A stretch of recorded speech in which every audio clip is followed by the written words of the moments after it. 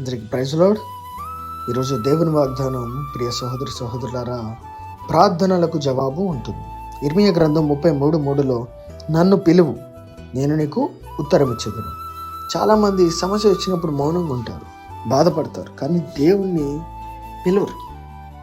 కానీ కొంతమంది పిలుస్తూ ఉంటారు, కానీ ఏ హృదయంతో పిలవాలనేది చాలా ప్రాముఖ్యంగా ఎంచబడుతూ ఉంటుంది. నిన్ను పిలిచిన వాడు పరిశుద్ధుడు గనుక నువ్వు కూడా పరిశుద్ధంగా జీవించాలి.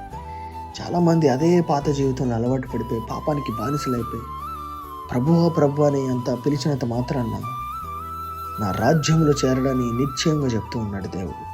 మరి ఈరోజు నువ్వు అదే హృదయం కలిగి ఉంటే ఆ మనసు విడిచి తగ్గింపు మనసుకు వచ్చి తండ్రిని పిలువు, నీకు ఖచ్చితంగా ఉత్తరం ఇస్తాడు. ప్రార్థిద్దాం. ప్రభువా, నేను నిన్ను పిలుస్తూ ఉన్నాను, నా పరిస్థితి మార్చు, నా జీవితంలో నీ చిత్తం నెరవేర్చు. ఆమేన్.